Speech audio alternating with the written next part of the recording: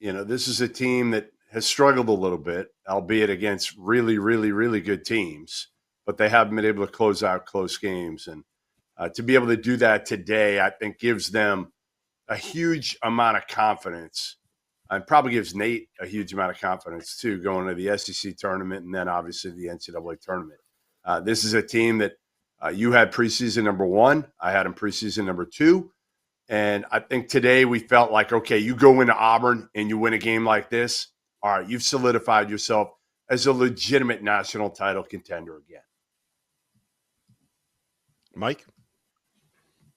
I thought it was fitting that, one of the best conferences we've ever seen capped off regular season play with a game like this. I mean, this was high level through and through. And no one in America has had the gauntlet that Alabama's had the last 7 games. I mean, the SEC in general has been a gauntlet, but the last 7 games in general have just been insane. And it's unlike really anything we've seen over the last few years. And I know going into that, and even when I looked at the schedule early in February and January, I reminded myself, I said, don't let this stretch impact your opinion too much on Alabama, right? If they go 3-4, if they go 4-3, whatever it may be.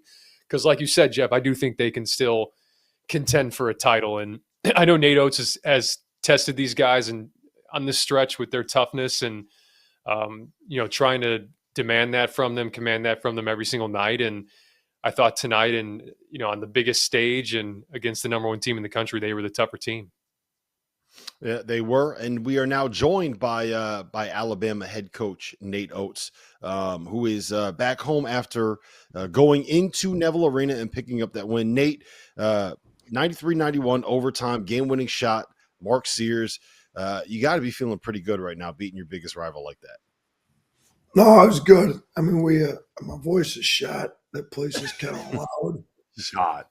I told you, get some tea with honey. What were you doing the last hour? I've already had 2. It wasn't enough. My mom's texting me, watch my press conference, worried I'm going to lose my vocal cords for good or something. So it was loud in there. Look, I can't say enough about our guys, though, because there's nobody that's even played close to the 7 games we've had to play to close the year out. And the way we lost at Tennessee would have been easy to fold. I thought we were up on Florida in the second half. We didn't close it well. We needed to do a lot of things better.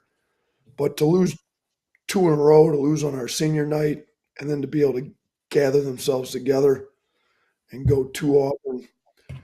And that was an Auburn team that was trying to get that win. I mean, they were planning on celebrating their regular season championship, and I don't think they did after we beat them. They didn't arrest anybody. Shoot, Broom had 34. So I think we got their best shot and we're able to beat them on the road, which to me says what our ceiling is. And we didn't even play anywhere close to perfect. We had too many turnovers and a lot of screw-ups. But our whole theme with the guys the last few days has just been, let's just be the hardest playing, most connected team, and we'll just let the score take care of itself. And ironically enough, the score took care of itself in the last few tenths of a second tonight. So, Nate, I know with Sears this year, I don't want to say it's been up and down because he's had one hell of a year. I mean, again, a lot of people are going to have him as a first-team All-American. We'll probably have him as a second-team whatever it is. Had a hell of a year, but he's had a few bumps. How has your directness with him and kind of holding him accountable maybe put the team in a better spot today than you were maybe a month ago? Yeah, I mean, I think he's earned his teammates' respect more. Like the fact, and I don't think you can have a great team if you don't hold everybody accountable. So when you hold your best player accountable, and in the moment, maybe the LSU game in the second half, he didn't handle it as well as we would have liked. But immediately after the game, I thought he was great. The next 2 practices, the hardest I've ever seen him practice in my life. And I think he just bought into let's be the hardest playing guy out there. Let's try to lead these guys by example. And look, even tonight, I think major growth. I mean, you go back a year ago, had a very frustrating game at Auburn and kind of didn't really lead, let himself get into it because he's obviously a natural scorer. He scores at a high level. Tonight, he only had 5 points, I don't know, 35 minutes in the game. He didn't have any. I don't know when he scored his 7th. He didn't score his 9th until 44 minutes and 59 seconds to go. But I thought he kept playing hard. He was doing the right thing. He ended up with 7 assists, 1 turnover. I don't know if you see that a year ago. I don't know if you see that 2 months ago. So I think he's starting to peak at the right time. Yeah, Coach, congrats on the win. A question, you talked about it being the hardest playing, most connected team. I'm just curious, just in your eyes, how does that come to life? Like, what does that look like when your team is the hardest playing, most connected team? Yeah, we talked about it. We came in after the Florida loss, and it wasn't a hell and brimstone speech with the guys the next day. Like, look, what do we got to get to? And that's kind of what they came up with. So I said, like, how does it exemplify itself? Rebounds. Well, we out-rebounded Auburn pretty significantly tonight because Florida, we got out-rebounded by 15. That was embarrassing. We chart our blue-collar points, and we beat Auburn on those tonight.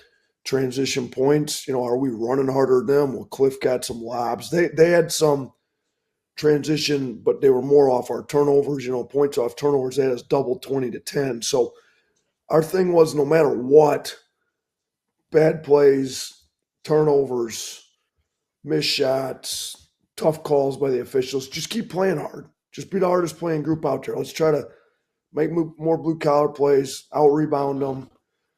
Just keep giving effort every which way possible. And I thought our guys did tonight. And you know what? We got up. We lost the lead. Got up again. Lost it again. I mean, back and forth. Had some tough plays late, some tough turnovers late. And Broom hits 2 big threes, which, that's not really a huge part of his game, although he's capable of it. And Judy ties the thing up. We kept playing. I think our guys kind of answered the bell on that. Just keep playing hard. All right, so Nate, I would recommend this to you. It is called a Mango Cart. It's a really good beer. I'm kind of a soft beer drinker. All right, I don't go with like the heavy. Doster goes with the heavy stuff. I go with like the fruity things. I know you have never. Is this true? You've never had alcohol?